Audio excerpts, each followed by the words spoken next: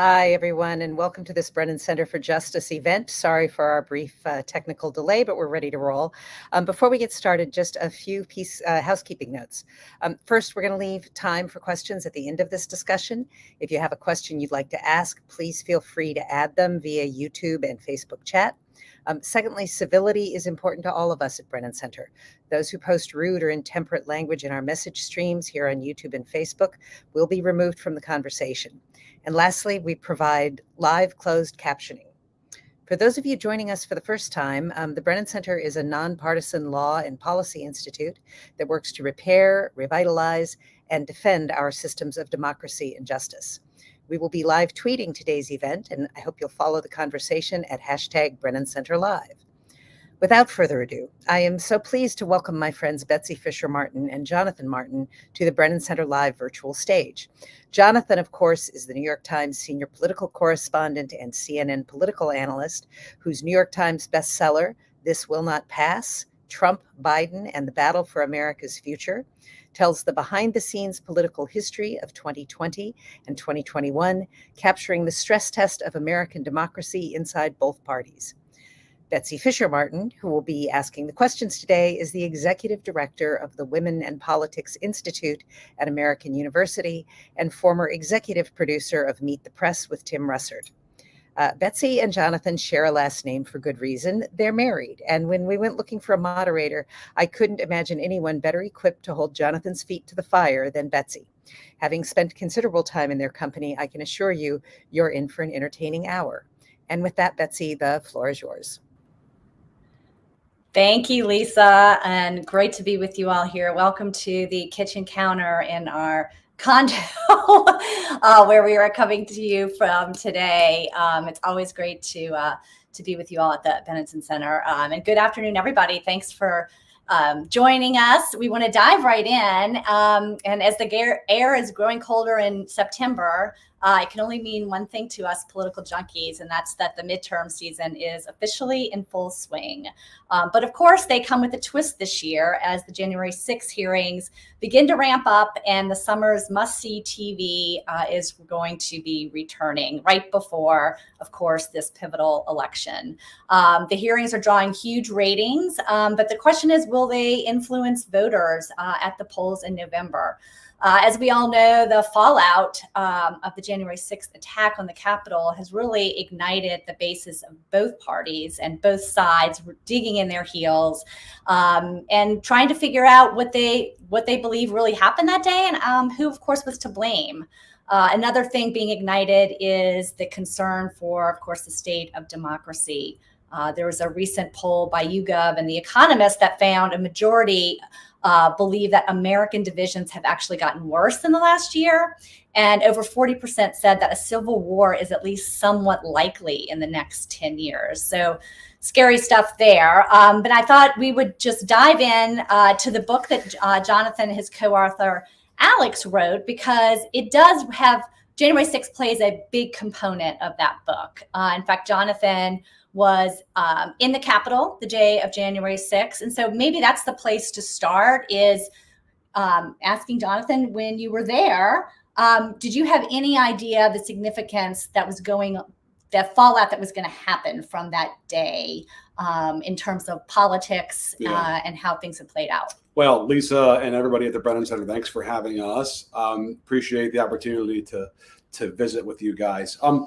Yeah, look, I think even in the hours after the attack of January 6th, it was pretty clear that it was a momentous event, that we were witnessing history unfolding and seeing the Capitol desecrated made that clearly the case.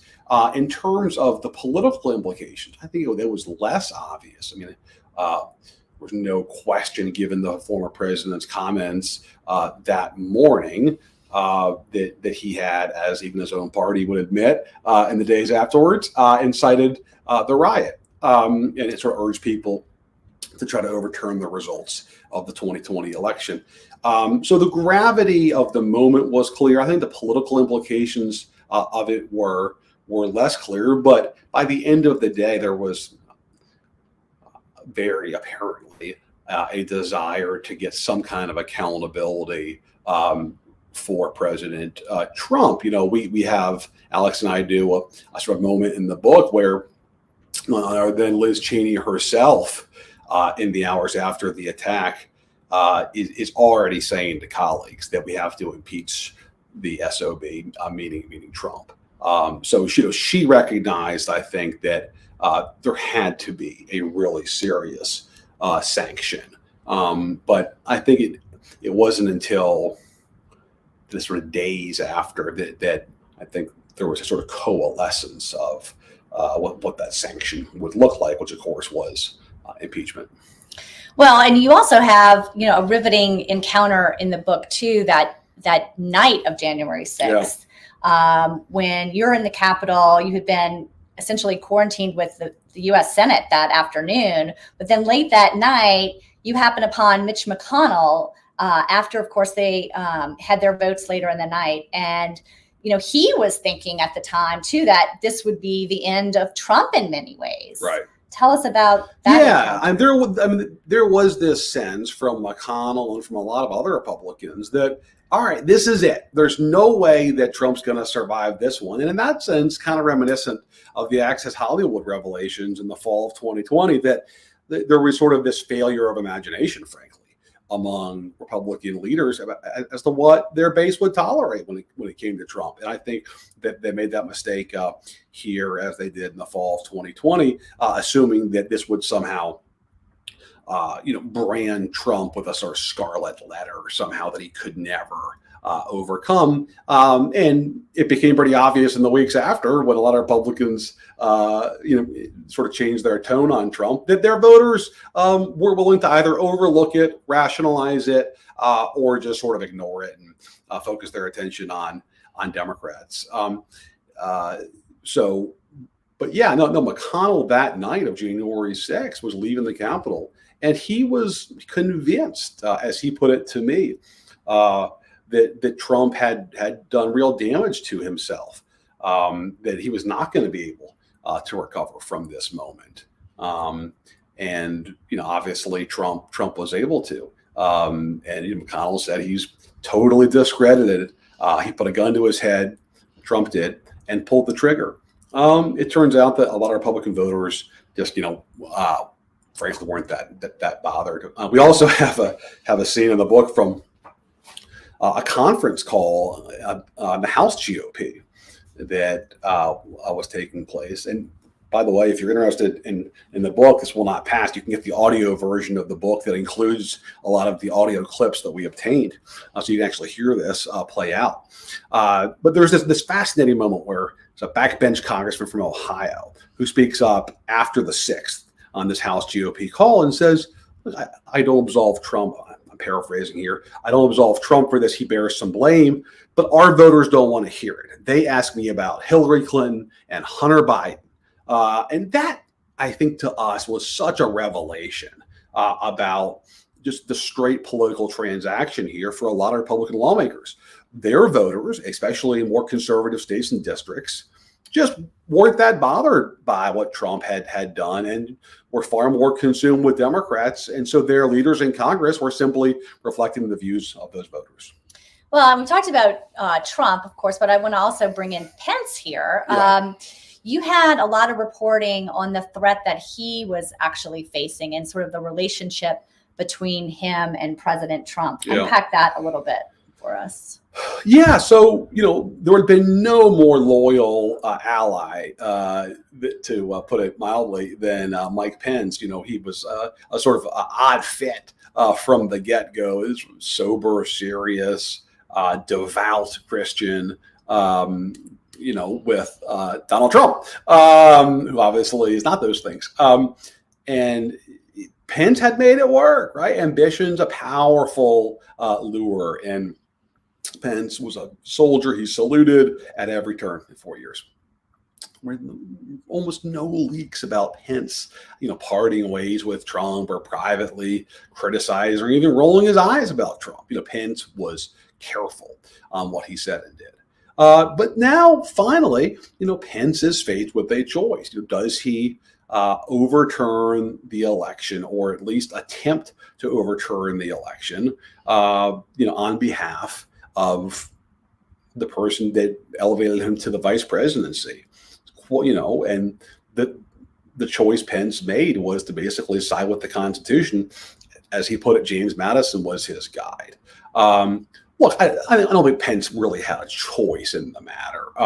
This has been cast as a profile on courage, and yes, he did the right thing, of course. But the alternative was to turn his back on America's democracy. And that wasn't much of a choice at all, I think, for somebody like Pence, who obviously does care about basic American institutions. But politically, of course, he's paying a price now because Trump turned on him, because Trump turns on everybody who he feels has not been 100% loyal to him and him alone. So I think Pence has paid a price with sort of the hardcore Trump crowd for doing this. But if you stop and think for a minute about what the alternative here was for Pence, he was going to basically stop 250 years of American democracy. It's sort of hard to say. Well, and now, flash forwarding to the actual midterms in politics, they are now on opposing sides of some of the primary races, or have been.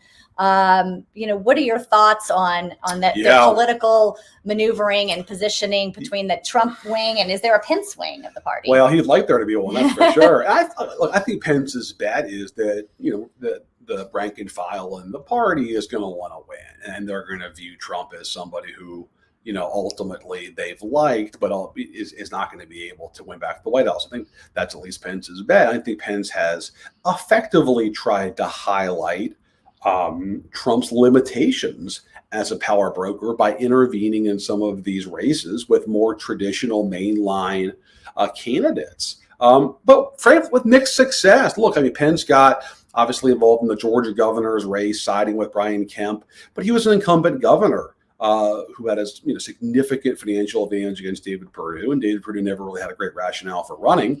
But Pence was less successful when he tried to do the same thing in Arizona, went and campaigned for the sort of so-called establishment, I guess whatever that means today, Republican candidate, who of course lost narrowly to the Trump-backed Kerry Lake, who is now the standard bearer for the party. So I think Pence's hope was to try to revive a sort of more traditional Republicans and expose Trump's lack of clout in some of these races, and that didn't always prove to be the case.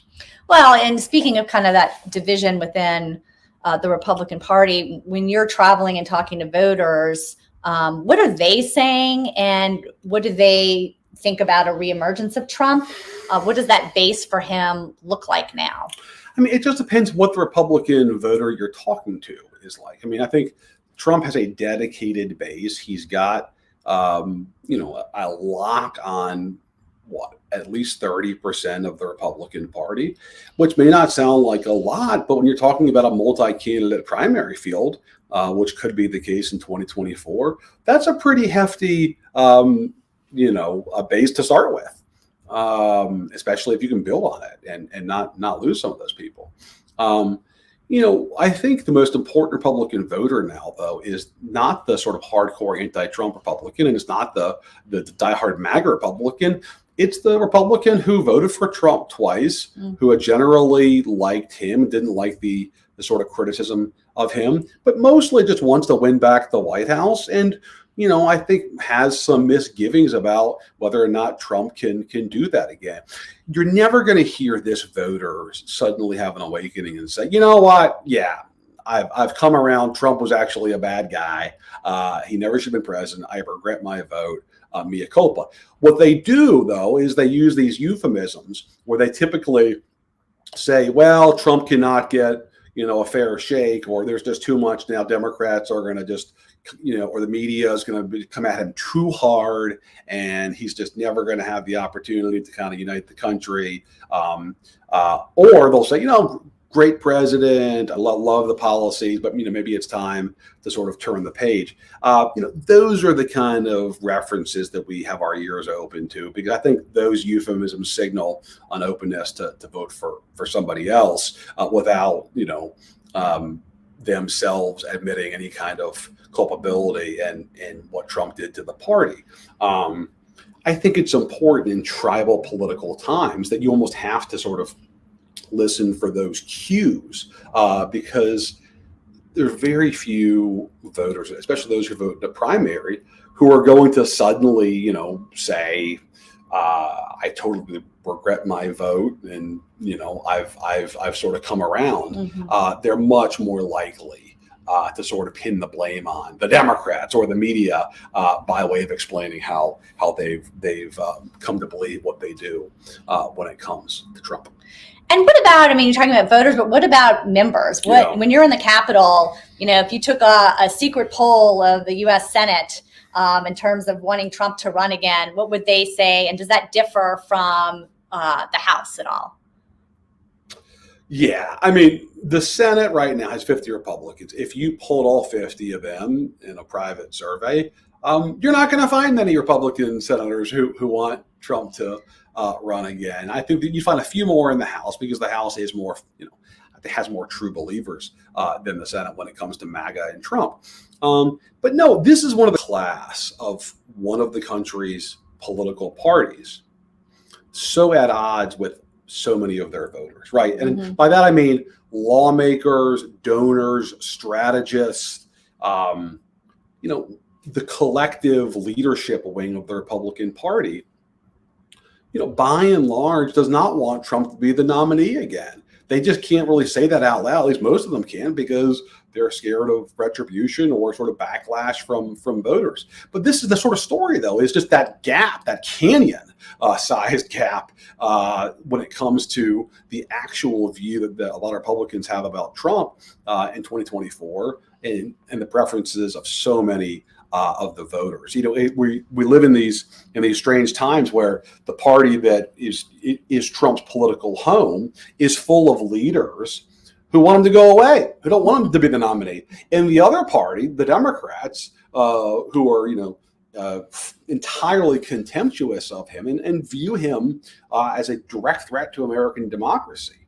From a political standpoint, at least, they relish him being in the spotlight. They covet his being a sort of central player in American politics, because it's good for them, right? Because when Trump is the story, Democrats tend to do better. They can raise more money. They can get more attention for his divisiveness, and that actually tends to help them politically. So it's a fascinating dichotomy when it comes to Trump and the two parties, at least today, in terms of the public and the private. I'm sure we'll get this question, so I'll preempt it. Is if Trump doesn't run, which Republican is best positioned to sort of emerge for the kind of MAGA voters out there? Or is it way too early to think about I think a lot of that will depend on what Trump says and does, right? Look, if Trump is not a candidate, I think it will matter why he's not a candidate, number one. And then number two, I think in terms of who the heir is, I think a lot of that will be shaped by what Trump says and does. If Trump blesses an heir, sort of lays hands politically on somebody, then obviously a lot of the Trump voters, not all of them, but a lot of them would go to that person. I think it depends upon Trump's political strength at the moment, and certainly his preference. But look, clearly you see a party right now that is not going to suddenly in 2024 go back to being, a George W. Bush Republican Party. This is a much more grievance-oriented, own the libs, if you will, movement that's largely based on, opposition or disdain for the left, less than any sort of coherent, conservative platform right now. And that obviously is the party that Trump has made in his image. And, we talked earlier in the intro about the January 6th hearings and the, massive audience that is drawing. And of course, they're coming back here after an August break. Do you get the feeling when you're talking to voters that they're having a big impact? So I think that a lot of the folks who have watched those hearings are already on Team Blue, they're Democrats, or they're, people who were independents or Republicans but are now effectively Democrats because they can't abide Trump and Trumpism. But I do think there's a bigger story than just the strict audience of people who are watching these hearings.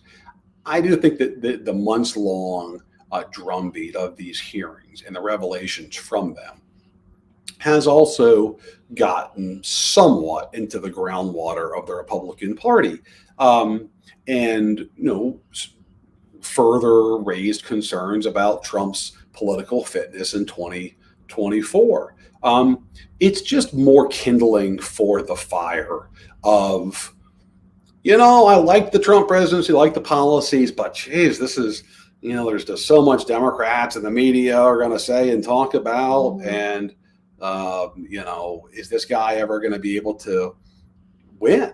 And I think when you sort of see the results of the 1-6 hearings, it's just sort of, offered more of, it sort of stoked that feeling, right? But what kind of teeth do the hearings actually have? I mean, is it more just changing people's minds when they're seeing the hearings? What's the outcome of what the hearings can do? Well, that's the great question. I mean, obviously, the teeth they have subpoena power, and they've been able to get a number of Trump officials to come testify. Some on live TV, some privately,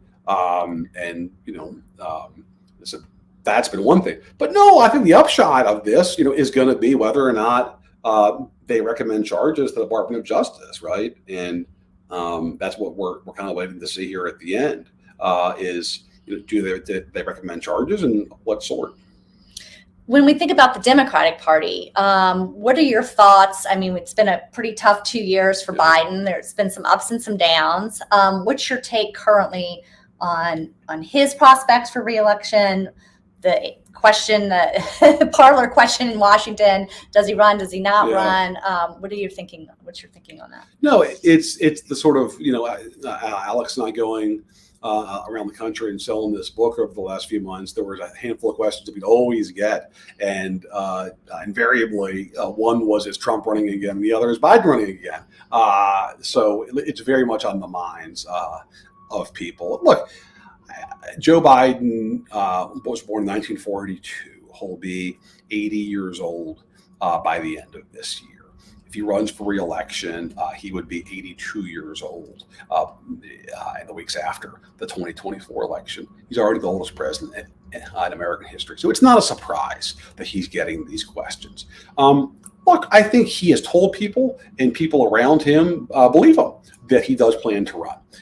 That's where he is now, summer or early fall of 2022. Doesn't necessarily mean that's where he'll be this time next year, but that's certainly where he is today.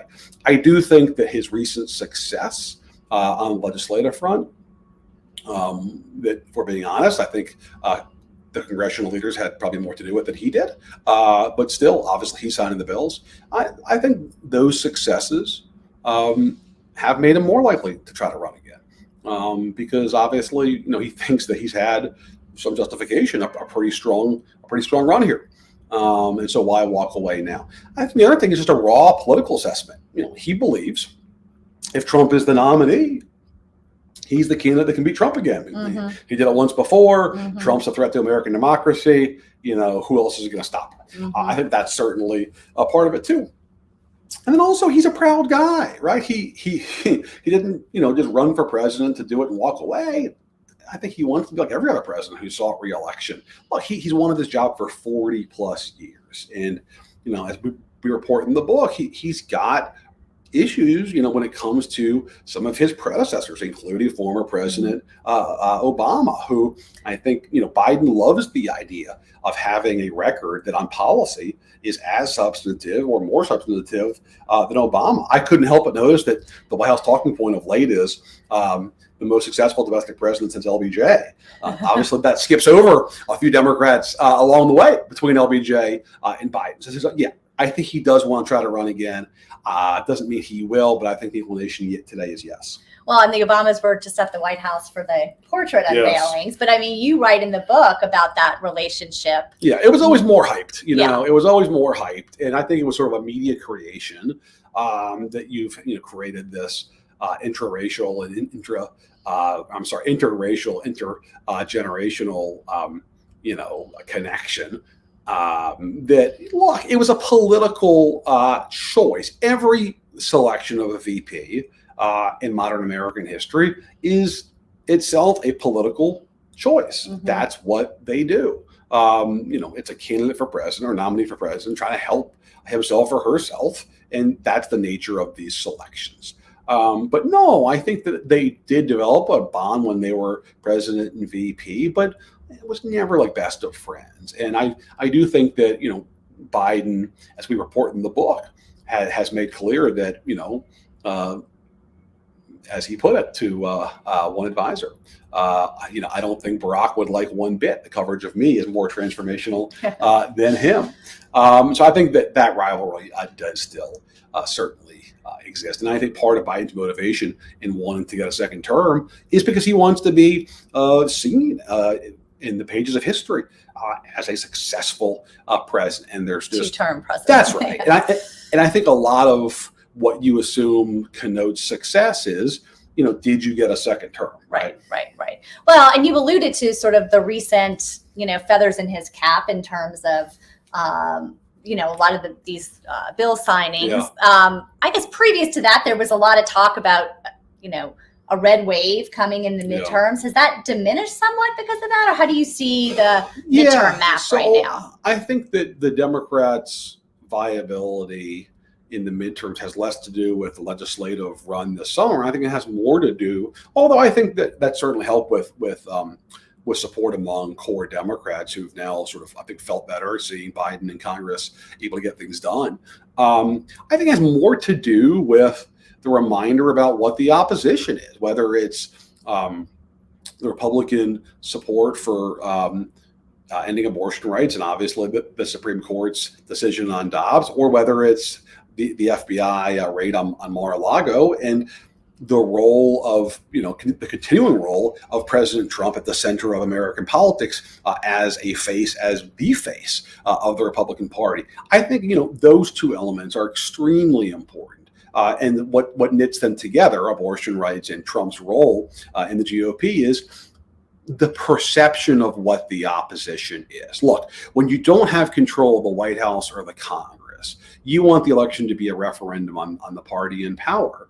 But when it becomes as much about you because of the nature of your party as it is about the party in power, then it gets blurrier, right? The choice becomes more of a choice. And obviously for Republicans, that's a problem because there's a lot of voters out there that maybe aren't happy with President Biden, are frustrated with inflation, tired of paying a lot of money for gas, but aren't sure that they can be for a party that is hostile to abortion rights and still is in the grip of a president that they voted again, a former president that they voted against 2 years ago. Well, on that issue too of abortion rights, how do you see that playing out in the midterms, especially in terms of women voters? I mean, candidates and campaigns vote with their feet, which is to say, if you want to know what a candidate thinks is important or significant in the campaign, watch where they spend their money, watch where they go. And obviously, when it comes to spending their money, Democrats have poured a lot of money into focusing on the issue of abortion rights. So that's what they think is going to be effective in raising doubts about the Republican Party. I think also just from a straight question of voter mobilization, it has been beneficial for Democrats. Look, Democrats often have a problem in midterms rallying some of their sporadic voters.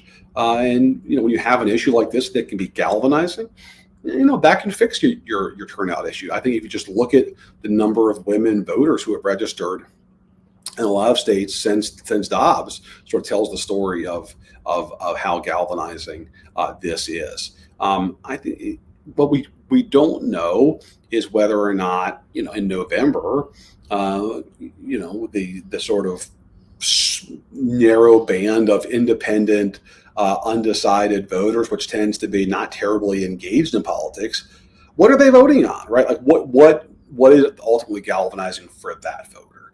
And, those voters do exist. They're not unicorns. I mean, part of the reason why Biden won the presidency is because he was able to flip some of those people back. So I think that very much remains to be seen. Well, we talked about Vice President Pence, but I wanted to also ask you about Vice President Harris. Yeah. And, her tenure thus far as vice president, how she's done politically and what her future looks like. Obviously, if Biden decides not to run, what happens with Kamala, and what happens with Kamala if he does decide to run? Well, this is the great question of, if Biden does not run, then what if? Yeah. And I think part of the reason why people around Biden believe that they'd be better off with him as their standard bearer is because you would avoid that question altogether. Much easier to rally around an incumbent president who controls the machinery of the party than throw it open to a primary. At least that's the view of people in and around Biden's circle. Look, if Biden does not run, I think there would be a contested primary. I think certainly the VP would have significant advantages at the start, given her office, given her connection to the sitting president. I'm not sure that it would ensure her a leg up much beyond the sort of first start of the campaign. I think there would be a lot of people getting the race, and I think it in part turns out, is Trump the nominee, is Trump the candidate, and I think Democrats will be eager to see what that looks like. And I think that also, by the way, shapes Biden's decision, right? I mean, I think Biden's rationale for running again is partly based on the fact that he thinks Trump will be the nominee, and he beat Trump once already, therefore he can do it again. If Trump isn't the nominee or Trump isn't running, does that then change the equation for Biden in terms of Biden's choice about running at all? Right. And if then Biden decides not to run, what do Democrats do in terms of an alternative for Biden in a Trump-free campaign? I think it could really shape the choice significantly. I want to remind everybody that we have a Q&A, so if you do have questions, please feel free to submit them. We're happy to take them.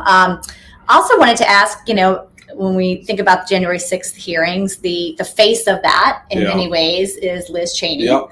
Obviously lost her reelection in the primary, thanks in large part to Trump motivating against her in many ways. What's her future? What's next for her? I think she's still figuring that out. Yeah. I mean, I think she's not closed the door on running for president, in part because that's an obvious way to sustain media interest when you don't close the door. And I think in part because she genuinely is open to doing that. If she thinks that that's the best way that she can keep Trump out of the Oval Office again. Look, if you just ask her. Is there any path for that? I think it'd be very difficult for her to be the nominee of the Republican Party. And I think, if she's the third party candidate, she would have to ask herself, is that actually helping or hurting what in her mind is the overriding goal, which if you ask her, she'll tell you, which is keep Trump out of the Oval Office again. Look, I think she's a really interesting person because she's such a reflection of these times. She's politically homeless. She's not obviously a MAGA person. She's not comfortable making the accommodations that a lot of sort of traditional Republicans have to survive in these times as a Republican. That's why she lost the primary so overwhelmingly. But she's certainly not a Democrat, and she's not suddenly changing her ideological stripe. So she has no home in the Democratic Party, and this is why I think we're at a inflection point in American politics. Because if Donald Trump is the nominee again in 2024, I think a lot of Republicans who were just hoping he'd go away after 20 and they can sort of return to their pre-Trump version of the party, it's going to be pretty obvious that, look, no, the party is different, and this is not your political home anymore. Where do all of those voters go? Look, I think some of them. Is there a third party option? We always get that question. I mean, look, I think it's given the polarization of these times and given how strong the tug of tribalism is.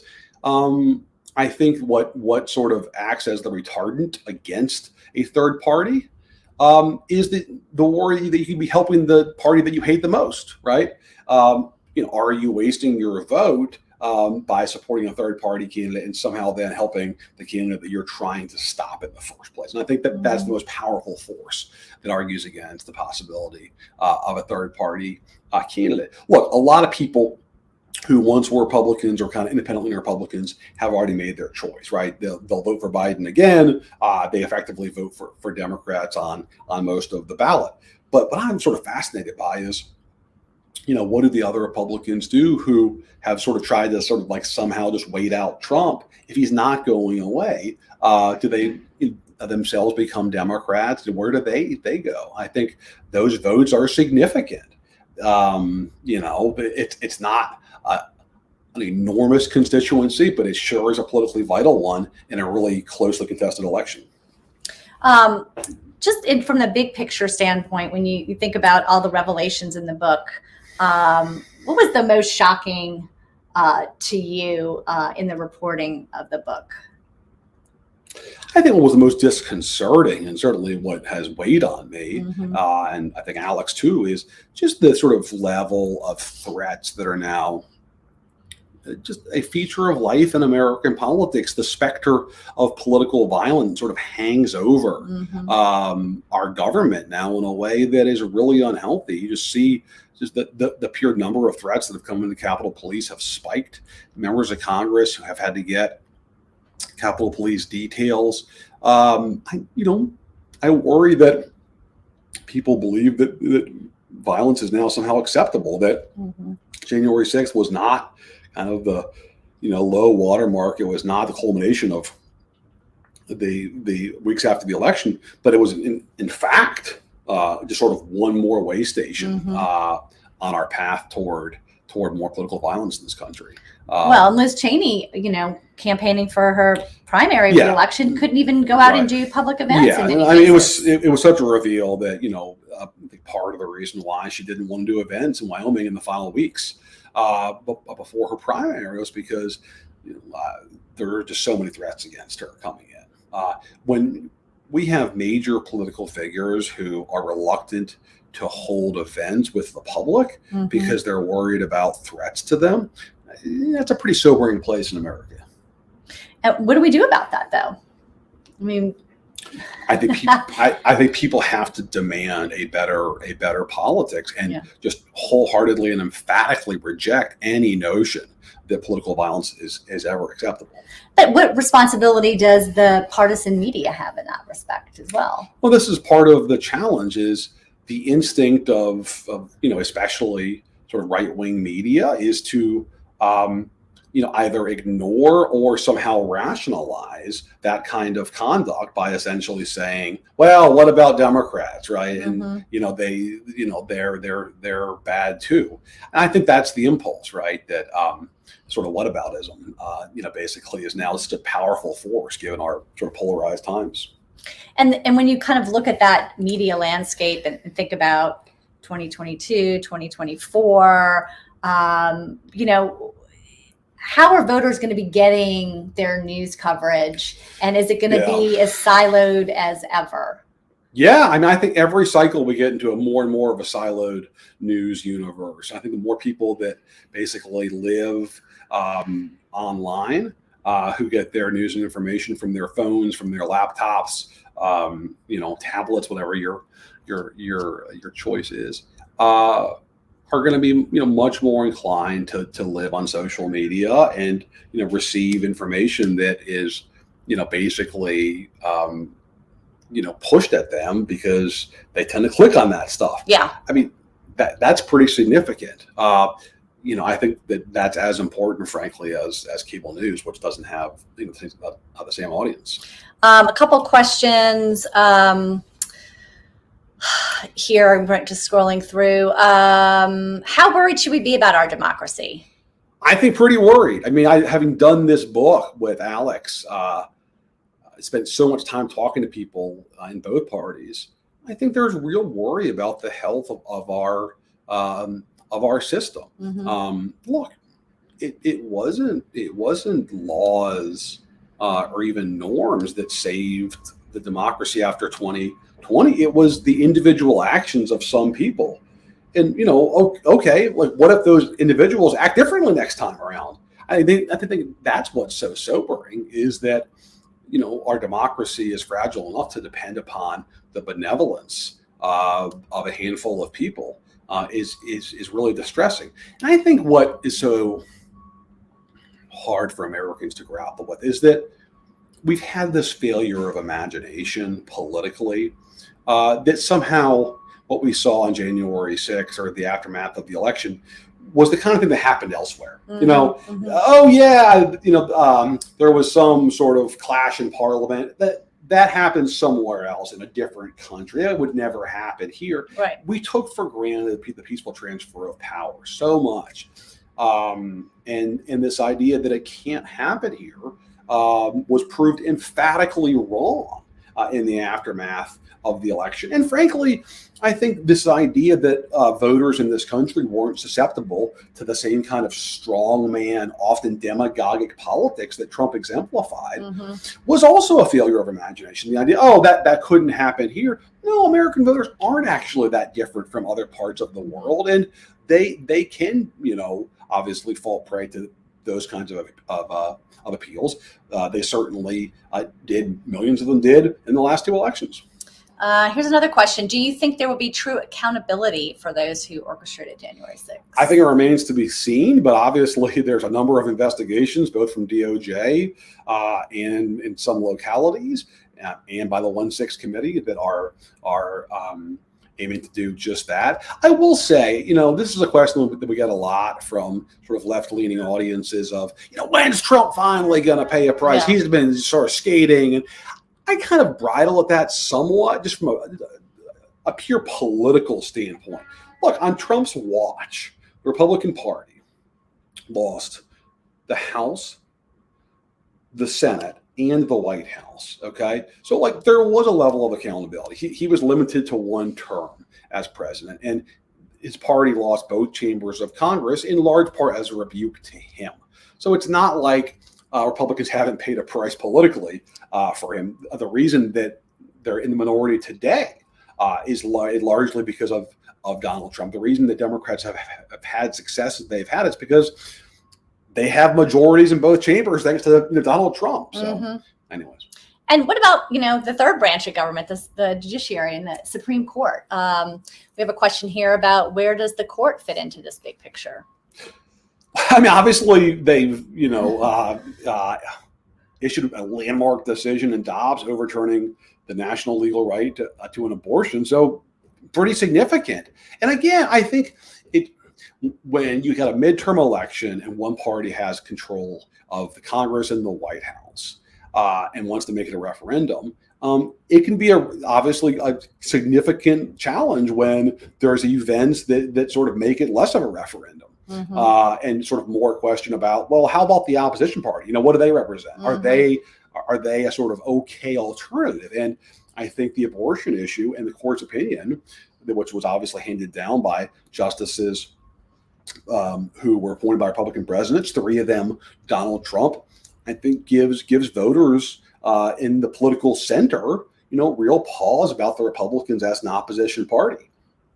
Well, and then in terms of, when we think about the court, obviously playing a big role in members of the Republican Party, in a sense, kind of dismissing Trump behavior, right, because they were able to use that presidency in many ways to get right justices on the court. Yeah, and actually, McConnell very much in that. Yeah, no, I mean, right? I think a lot of Republicans and certainly conservatives who did not like Trump's personal conduct bit their tongues or turned the other way because they thought that they could get sort of policy goals done thanks to him. And when it comes to abortion, obviously, they got 3 justices on the court. The results speak for themselves. Right. Let's see. Any more questions here? I think you touched on this a tad, but wanted to ask you this question about an antidote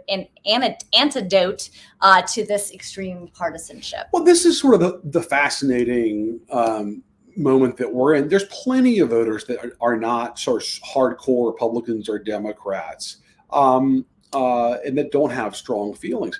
But there's no obvious vehicle for that voter, so they tend to side with whatever they view as the kind of least scary alternative in that moment. And so I think part of the reason why you see, especially with more affluent voters, sort of donors, this hunger for an alternative that's not Trumpian republicanism, that's not more progressive sort of democratic politics, is because I think that there's people that sort of long for a more moderate approach to politics on policy and tone. It's just hard to see that being viable, I think, given the sort of polarization of our times. What motivates so many voters is opposition to the other party. And that's the most powerful force now that we sort of live with. It's fascinating because the two parties have never been weaker in terms of the leaders of the two parties. They have less power to wield. They have less control over voters. There's less of a sort of affinity for their political, people's political homes. And you hear these stories about, oh, my grandfather was he was born a Methodist and baptized Democrat, right? Is the old line or whatever. People, really sort of claim those parties as almost familial legacies. Partisanship is now strong, but it's not strong because of people are in love with their party or feel a loyalty to their leaders necessarily. It's strong because there's this contempt or disdain or fear of the opposition that keeps people sort of linked to their side, right? I think the poli-sci crowd calls it, negative partisanship, right? Well, you mentioned congressional leaders, and as we think about the future, when you look at congressional leadership right now, it's a different generation. Right. You've got McConnell and spring chicken Chuck Schumer, right? At 70, what is he? 71 now, yeah. What is that kind of next generation of congressional leadership? And obviously Kevin McCarthy was featured prominently in the book as well. What is his future in the party? It's an interesting moment because the Democratic Party, in a lot of ways, is sort of this gerontocracy now, run by people who, in the House, are all over 80, and the White House, Biden's obviously approaching 80, and Chuck Schumer is the spring chicken in the Senate at 71. And their formative days were the 1960s and 70s. These figures. And that's obviously not where a lot of voters are in this country. So, look, there's going to be a generational turnover in the Democratic Party. What's less clear to me is, what does that do ideologically to the party? I don't automatically believe that's going to make sort of Democrats a more progressive party. It may on some issues. I'm just not sure it will entirely. Look, the House Democrat who's widely seen as Pelosi's successor, Hakeem Jeffries, is sort of a mainline center-left Democrat who, has been pretty clear about some of his frustrations with the far left. So I think, Democrats obviously are dominated by people who are older, but at some point that has to probably change, right? Yeah. Let's see. We have one last question that we'd like you to answer before we wrap it up here. And that is, as the midterms approach, what is the one thing you want our viewers today to walk away with this afternoon? Democracy is not a spectator sport, people. So, get involved and encourage younger people to get involved and, take an interest in the country, get engaged, focus on this election, follow the issues, learn about the candidates from top to bottom. So much of politics that really affects people's lives happens at the state and local level. So keep that in mind. And then just also, I mentioned this earlier, but don't take democracy for granted. It can happen here. We watched what happened in the aftermath of the 2020 election, and on January 6th, events that we chronicle in our book that were so sobering and so shocking, because I think a lot of Americans had a failure of imagination about the kind of actions that could take place in this country, not believing that those things could actually unfold here in America, and they did, and they could happen again. Well, I think that's a good way to end on. We want to thank the Brennan Center for having this discussion today, and thank the audience, of course, for all of your questions. Quick note from the Brennan Center, if you want to stay up to date on key issues impacting our democracy with weekly analysis and insight from the Brennan Center experts, stay tuned on this channel. Sign up for the newsletter at brennancenter.org/subscribe. Thank you so much for being with us today, and hope to see you sometime soon. Thanks, everybody. Thank you.